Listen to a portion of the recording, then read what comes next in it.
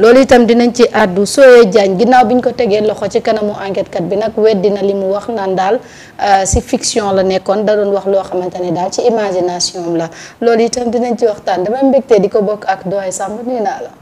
maa ngi laa ziar di la nuyu. di jox sa wàccuwaay. di la wax ne dëkk bi yëpp piège la dëkk bi daal piège bi bawuñu sax ñun yal nañu yàlla teggal piège bi kenn mësta gis lii. yow wax li nga wax li nga yow ba mu neex la nga ne fiction la mel ni metteur en scène. jeexal de. mais dëkk bi nit ñi dañu yabaate quoi. xam nga lii mooy. di fen bëggam say fen. waaw may fiction wax nga ne da nga mel ni réalisateur. non mais Sénégal c'est un pays boo xam ne c'est une farce quoi c'est une farce. te ñu koy xoolal ñu koy def nag ñëpp ay mag lañ. réew mi bizarre ñëpp ay mag lañ. waaw mag dina doxalee nii. xam nga waaw mag ñi buñ melee nii xale yi nu ñuy def. moo tax le mal est profond.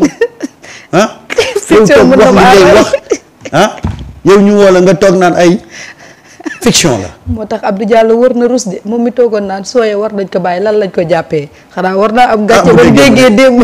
bu déggee mu ne fiction la kay xanaa dana noppi. mais kenn mës ko gis lii quoi yow ñu jàpp la ñu war dara war nga naan fiction la non dëkk bi dafa am ñu yabaate. ay magum jëm. yow def lu la neex ñëpp ay mag la. ñu wala yow amoo dara looy lay nga naan fiction la mel ni metteur en scène. waaw boo demee fële di nga ko wax.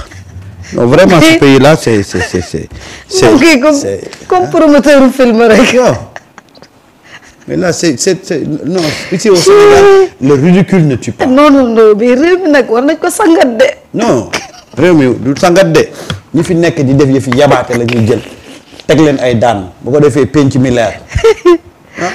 yow tu n'as même pas le courage d'assumer tes propos nga toog naan ay fiction la. fiction c'est fiction. non mais man daal xaw ma lan la mais man daal. da yaakaaroo de ay fiction la ak ay tudduma tur rek dina leen ci génnee. man de dama xamul gars yi nekk bitim réew kan moo may héberger ndax man di nekk ci réew mi mënatuma koo consommer quoi. man de instant bii dama bëggoon. ànd ak waa Mauritanie jëm Mauritanie. defe naa ne de loolu mooy gën. topp ci convoi bi. waaw mais Sénégal c'est un pays voilà nag gis nga tu vois un peu le mal voilà le mal du Sénégal. billaahi. ay nit a fi nekkoon di def lu leen neex te dara du leen ci fekk di xoolal di wax lu dul dëgg di yàq ay dari jàmbur dans une impunité totale kenn mosu leen inquiété nii lañ xam waaye nag nañu jàpp ne bañ ko doon def te dara du leen ci fekk ak léegi loolu jeex na dinaa la yow dëkk bi dana set wecc parce que ces gens là daay Pape Samb waxuma la Michigan waaye Texas sax boobu fa yóbboo baax na. Doye Samb. Soye Diagne nee na. J'étais dans une fiction. Je ne parle pas des faits réels. Il s'agit d'une pure invention maanaam daal maa ko fen yi comme j'ai l'habitude de le faire dans mes postes kon mi ngi ñuy woon ni poste yi doon def yëpp ay fen la. waaw comme ni ma tàmmee woon di fen. noonu laa fenaatee c'est que bi yoon nag da ngeen ko jël au sérieux te xaw moo ne di ngeen ko jël au sérieux c'est comme ça et voilà et quelqu'un comme ça réew mi nag quelqu'un comme ça ñu ne la c'est un patron de presse. wow. Vous voyez le mal. Comment tu peux confier un média à un monsieur bu wax li muy wax ba pare ne la fiction la scénario daal la doon def. Vous voyez un peu et quand on prend des mesures pour sévir on nous parle de liberté d'expression. On nous parle de liberté de presse. mais ma deta démb dama ko fi waxaat ko. le mal c'est les gens qui gèrent les médias. balaa ngay dugg ci biir këru média yi di xool qui est habilité à être journaliste wala kii kan moo war a nekk chroniqueur il faut revoir le profil des patrons de presse. mooy dëgg de lii mais comment quelqu'un kii nga woo ko mu ñëw. voilà comme j'ai l'habitude de le faire. muy wax lii nga confier ko un média. et quand on sait média ni mu sérieux yi nga bàyyi ko chaque jour mu génne benn parution mu def benn parution. te ak ko tàmmoon di def nag. di ko ba pare yor média yam. mais voilà gis nga les véritables changements yi ñu war a opérer il faut avoir le courage de le faire. qui doit être patron de presse, qui doit gérer un organe de presse. Ça c'est important parce qu'on ne peut pas s'amuser avec ça. déedéet. waaye yow kii dana wax li muy wax ba pare nga bàyyi ko muy gérer média. te naan dama doon wax nii rek. comme ni ma ko daan ça veut dire que kon média yam bi lu mu xëy génne rek. du dëgg. fiction la. jàppal ni fiction la ah waaw te moment lépp fiction lay doon moom bu rusul dara mënul naa rus bee jaawa mi sax. xool tam day def ñoom ñoo fi nekk de di bind di gaaruwaale boo leen jàppee ñu ne waxuñ woon kenn dañ doon fiction tàmm nañ yi di ay di bind du ñu assumer li ñuy bind. li mu wax moom xam na ni li mu bind ci postam bi dafa graaw.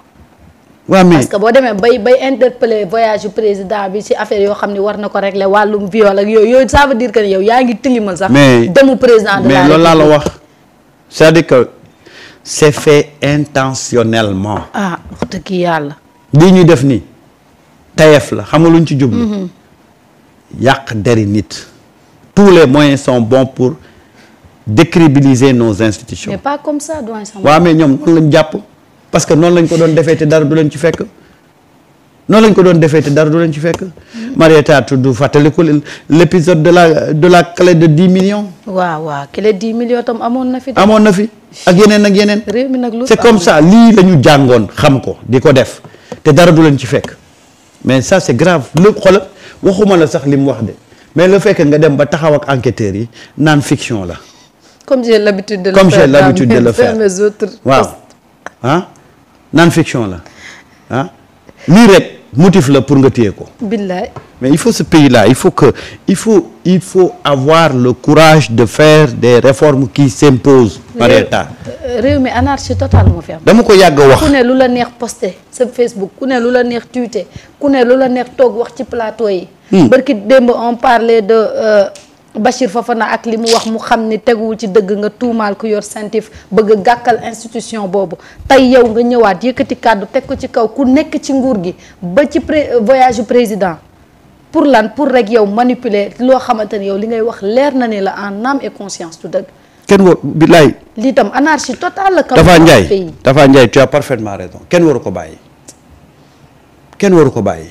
ça c'est un précédent dangereux. très dangereux ba pare nag ñu ne c'est un patron de presse. yow doo ma bàyyi ak patron de presse Madiambal du patron de presse lu mu fi waxut amul tey mi ngi nii ñu koy topp xaalis mu daw yow tam patron de presse couverture la rek. moo tax gis nga toujours man dama koy wax yow balaa ngay régler ay chroniqueurs rek ay journalistes. il faut régler les gens yi nga xam ne dañu jël seen médias utiliser comme des armes pour di xeex un régime. xam nga ne ku sañ a bind lii di dem naan fiction la bul xam lan la média am di bind. est-ce que xam nga kii ñii seen média ñoo fi bindoon affaire yi Waly Diouf Bodian ci affaire yi xaw ma affaire yi Azer. ba Waly bu Diouf Bodian ne day porter plainte. c'est-à-dire que voilà un peu les gens aujourd'hui qui gèrent les médias. c'est ça aujourd'hui le problème. parce que lépp mu ngi déparé ci ki moom média bi xam nga Marieta média dafa nekk lu am solo ci dëkk du ñu jël n'importe qui di ko jox mais malheureusement fii Sénégal da ngay gis ku nekk mooy jóg yor média yam def ko groupe de pression di def lu ko neex quoi di foyer avec la stabilité de ce pays-là. On doit redéfinir même le profil du patron de presse. C'est du sérieux. tey xoolal médias yi fi nekk yépp di dund ba tey nekk ci dans le professionnalisme nga xool ñan ñoo ko créé. tu prends un groupe comme Walfadjri. Sidi a rampé avant de créer le groupe Walfadjri ba mu ñëwee dafa am non seulement passion média mais dafa bëggoon révolutionner quelque chose dans le paysage médiatique. Il s'est entouré de professionnels tey loolu moo tax Walfadjri situation bu mu mënti nekk rek toujours Walfadjri reste Walfadjri nga xool groupe communication ñi ko créé c'était des produits du métier des professionnels tey groupe Sud li muy nekk ci situation xat-xat yëpp il arrive à tenir parce que le fondement est bon loolu gis nga tey regarde ñi fi nekk yëpp jël seen groupe def ko des groupes de pression régime bu xoolal régime bu daanu rek ñoom ñu ànd ak régime boobu daanu Walf a résisté à tous les régimes yi fi jaar Sud a résisté à résister à tous les régimes yi fi jaar mais xoolal yeneen médias yi nga xam ne dañ ko utiliser comme groupe de pression bu régime bi di daanu ñuy daanu parce que dañ koy utiliser voilà parce que dañ koy utiliser def ko benn groupe de pression groupe de lobby et c'est ces genres de groupe là tey ñoom ñooy nekk ci penc mi di distiller la mauvaise information di toucher des aspects très sensibles mais koo ci téye ah les soi-disant sociétés civiles ah ñi xamul jóg fii ah la presse muselée ah la presse bâillonnée ah alors que c'est des gens yoo xam ne leur problème ils se soucient même pas des médias ñoom seen problème lañ am seen intérêt bopp lañ am et ça il faut l'État doit être fort doit assainir doit réguler on peut pas continuer comme ça tey dérive bi am yëpp c'est parce qu'on n'a pas contrôlé on n'a pas pris les mesures qui s'imposent pour réguler le secteur des médias et pendant ce temps le jeune reporter mu ngi dund bu métti mu ngi ci situation bu difficile te mooy def liggéey bi te da koy def ba pare ñu modifier ko des fois da ngay ñëw bind sa texte tu descends à minuit tu te réveilles le matin tu vois que ton texte a été à 90% changé ce tour rek moo ci nekk et tout ça c'est le job des patrons de presse et ça je ne cesse de le dire lu yàqu ci penc mi patron yi ñoo ko yàq gis nga fii école boo munti jël ah on forme de très bons journalistes mais da ngay ñëw sous le dictat du patron bu fekkee ne yow voilà tu gères la survie nga tënku ci moom mais li am yëpp c'est l'œuvre des patrons de presse amul leneen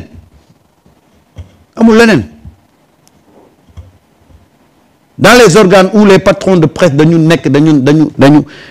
am éthique mais doo fa dégg yenn yi et je prends toujours référence sur le groupe Sud Communication aussi bien le quotidien que la radio boo leen di déglu tu sens la touche professionnelle tu sens que ñii am na loo xam ne ci la ñu tënku ci wàllu règle journalistique